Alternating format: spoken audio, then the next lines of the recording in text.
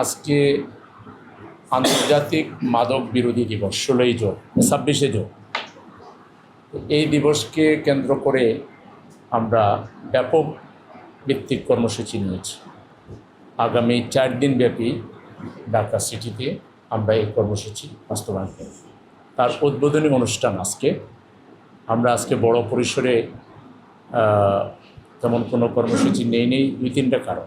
আজকে আশুরার দিন, জুমার দিন এবং আজকে জামাত ইসলামের কেন্দ্রীয় মজলিসে শুরারও একটা অধিবেশন ছিল, যে অধিবেশনে আমরা অনেকেই সদস্য ছিলাম। নানাবিধ কারণে আজকে আমরা রাস্তায় বাইরে কোনো প্রোগ্রাম নেইনি। আজকে আমাদের বড়োভাবে উদ্বোধন হচ্ছে। কালকে থেকে 4 দিন ব্যাপী, অর্থাৎ 27, 28, 29, 30 এই 4 দিন গোটা সিটি নর্থ ব্যাপী সিটি কর্পোরেশন উত্তরের প্রত্যেকটা ওয়ার্ডে আমরা মাদকের বিরুদ্ধে জনসচেতনতা ক্যাম্পেইন এবং লিফলেট বিতরণ, গণসংযোগ, সমাবেশ ইত্যাদি কর্মসূচি আমরা পাই। এবার আমরা স্লোগান হিসেবে, প্রতিপাদ্য বিষয় হিসেবে নিয়েছি, মাদককে না বলুন, জীবনকে হা বলুন। নিঃসন্দেহে জীবনের উপরে মাদক হইতে পারে না, এটা একটা বদ অভ্যাস। অনেক সময় যা ছোট সিদ্ধান্ত থেকে বড় ধ্বংসের সূচনা হয়। কী সেটা? ছোট সিদ্ধান্ত হলো বন্ধুর পাল্লায় পড়ে কিউরিসিটি থেকে সিগারেট পান করা শুরু করা। ধূমপানকে অনেকে মাদকের মধ্যে অন্তর্ভুক্ত করতে চান না, কিন্তু ধূমপানই মাদকের প্রথম ধাপ। এবং এটা শুরু হয় বন্ধুবান্ধবের পাল্লায় পড়ে কিউরিসিটি থেকে ধূমপান শুরু করে। এরপরে পর্যায়ক্রমে একেবারে মূল মাদক সেবন থেকে শুরু করে সর্বনাশ না হওয়া পর্যন্ত এটা চলতে থাকে। আমরা মনে করি যে এখানে আমাদেরকে অনেক বেশি দরদি হইতে হবে। যারা দৈব দুর্বিপাকে পরিবেশের শিকার হয়ে তরুণ তরুণী, যুবক যুবতী কিংবা যে কোনো বয়সের মানুষই মাদকাসক্ত হয়ে গিয়েছে, তাদেরকে ঘৃণা না করে, তাদেরকে সমাজ থেকে আলাদা না করে, বরং দ্রুততম সময়ের ভিতরে তাদেরকে অসুস্থ মানুষ বিবেচনা করে জাতীয় অগ্রাধিকার দিয়ে তাদের নিকটবর্তী জায়গায় চিকিৎসার ব্যবস্থা করতে হবে এবং চিকিৎসাটাকে সহজলভ্য করতে হবে। তাদের প্রতি দরদি হইতে হবে, আন্তরিক হতে হবে। যে মাদক সেবন করলো, পরিস্থিতির শিকার হয়ে গেল, সে যখন মাদকের পয়সা পায় না, তখনই ছিনতাইয়ের পথে যায়, চাঁদাবাজির পথে যায়, তখনই জনজীবনে সে অস্থিরতা তৈরি করে। তাইলে জনজীবনকে যদি সঠিক অবস্থায় রাখতে হয়, নিরাপত্তাপূর্ণ রাখতে হয়, তাকে ঘৃণা করে আপনি পারবেন না। তাকে দ্রুত মেইন স্ট্রিমে আগের জায়গায় ফিরে আনার জন্য বন্ধ হয়ে যেতে হবে, আপনজন হয়ে যেতে হবে। এবং তার চিকিৎসা কীভাবে সহজলভ্য করা যায়। আজকে চিকিৎসাও কিন্তু অনেক এক্সপেন্সিভ, আবার সহজে পাওয়া যায় না। এই ধরনের স্পেশালাইজড কোনো অ্যারেঞ্জমেন্ট আমাদের দেশে ব্যাপক ভিত্তিক নাই। যেগুলো আছে এক্সপেন্সিভ। আপনি আপনার সন্তানকে যে ওখানে রেখে, বা একজন অভিভাবক তার সন্তানকে রেখে যে ওখানে তাকে চিকিৎসা করে ফিরে নিয়ে আসবে, এই পরিমাণ এক্সপেন্সিভ এটাও অনেকের পক্ষে সম্ভব হয় না। তখন পারিবারিক কলহ তৈরি হয়, সেই লোকটা একাকিত্ব অনুভব করে, ছাত্র হইলে পড়ালেখা থেকে মনোযোগ উঠে যায়, তারপরে তার ব্রেইনের উপরে এফেক্ট করে, তার হার্টের উপরে এফেক্ট করে, কিডনির উপরে করে, লিভারের উপরে করে, শ্বাসতন্ত্রের উপরে করে, মানে এক কথায় জীবন শেষ না হওয়া পর্যন্ত এই মাদকের সুবল তার উপরে চলতে থাকে। তো সেজন্যে শুধু মাদক সেবীদেরকে দোষারোপ না করে বা তাদেরকে ঘৃণা না করে, মাদকের কারবারি যারা, এদেরকে চিহ্নিত করে তাদেরকে বলতে হবে, মাদক কারবারের পরিবর্তে তুমি মুদির দোকান দাও, তুমি চায়ের দোকান দাও, তুমি ফুচকার দোকান দাও, তুমি মানুষের জীবন সর্বনাশ করিও না। এই কারবারিদের কারবার বন্ধ করতে হবে।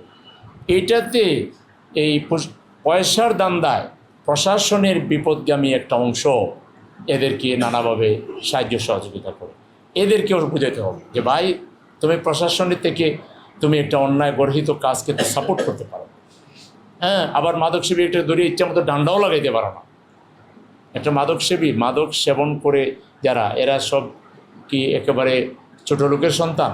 বরং অনেক ক্ষেত্রে বড় লোকের সন্তানরা এটা আরও বেশি করে, যাদের পয়সা করে আছে।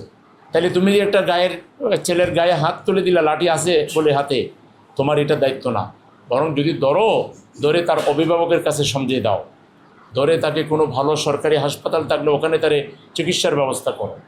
এই যে একটা ঘৃণার সমাজ তৈরি করা হয়েছে, আমরা এখান থেকে বেরিয়ে আসতে চাই। আমরা সরকারকে বলবো, সীমান্তে আপনারা মজবুতভাবে পাহারাদারির ব্যবস্থা করুন, আলাদা মাদক ঠেকাবার জন্য আলাদা আপনারা গ্রুপ তৈরি করুন। সীমান্তে যারা পাহারা দেয় তাদের বাইরেও আলাদা নজরদারি, আলাদা গোয়েন্দা নজরদারি, আলাদা পাহারাদারির ব্যবস্থা করুন, যাতে কোনোভাবে সীমান্ত হয়ে আমাদের এখানে মাদক আসতে না পারে।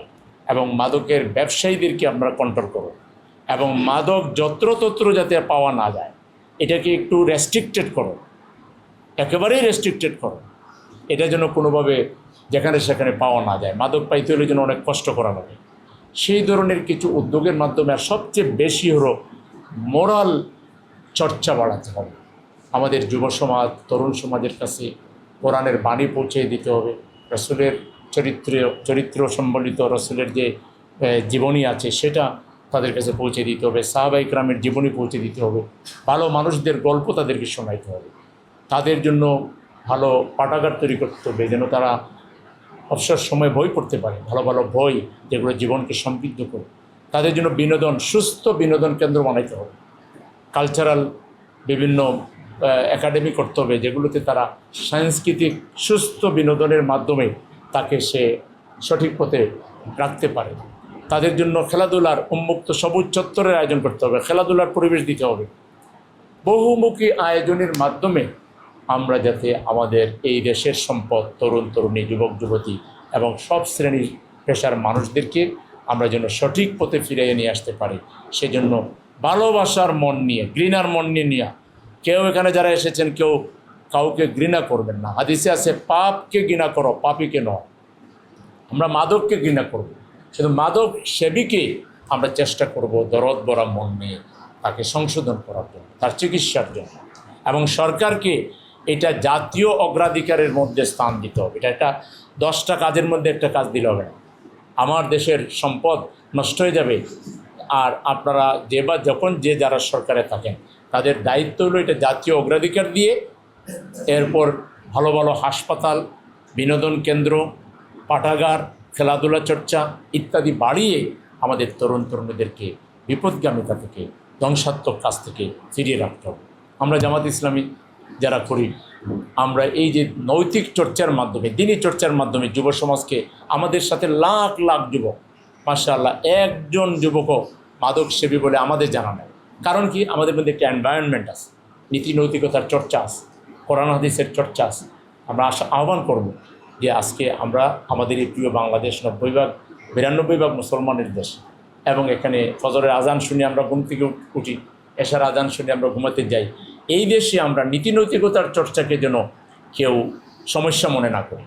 অনেকে দেখি টকশোতে গেলে বা বিভিন্ন জায়গায় গেলে ইসলাম ফোবিয়া। আরে ইসলাম কারো ক্ষতি করে না, ইসলাম মানুষকে চরিত্রবান বানায়, ইসলাম মানুষকে বিবেকবান বানায়, ইসলাম মানুষকে সঠিক পথে রাখে। কিছু কিছু নেতা নেত্রী মানুষের মধ্যে দেখি ইসলাম ফোবিয়া। এই ইসলাম ফোবিয়াটা বাংলাদেশে যেন না থাকে।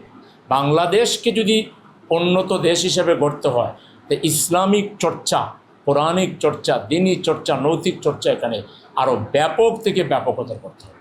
শিক্ষা প্রতিষ্ঠানে এই দিনী চর্চা বাড়াতে হবে, কোরআন হাদিসের চর্চা বাড়াতে হবে।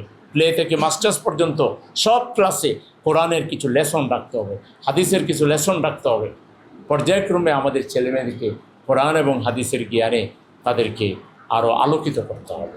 এইভাবেই কিন্তু আমরা এই সমাজ থেকে দুর্নীতিও বন্ধ করতে পারবো। এই সমাজ থেকে আমরা সমস্ত মাদকতা, সমস্ত যে জিনিসগুলো মানুষকে ধ্বংসের প্রতি নিয়ে যায়, এগুলো থেকে আমরা মানুষকে রক্ষা করতে পারবো।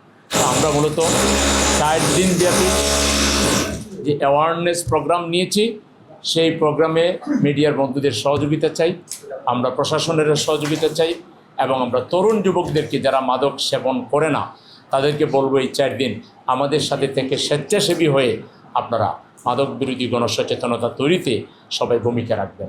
এই প্রত্যাশা ব্যক্ত করে 4 দিনব্যাপী কর্মসূচি পালনে নগরবাসীর সহযোগিতা চাচ্ছি এবং প্রশাসনের সহযোগিতা চাচ্ছি। আমরা সবাই মিলে মাদকের বিরুদ্ধে এমন এক গণসচেতনতা তৈরি করব যে নতুন করে আর কেউ মাদক সেবী হবে না। এবং যারা হয়ে গেছে তাদেরকে রক্ষায় আমরা এগিয়ে আসবো। আল্লাহ আমাদের সবার জন্য সহায় হন।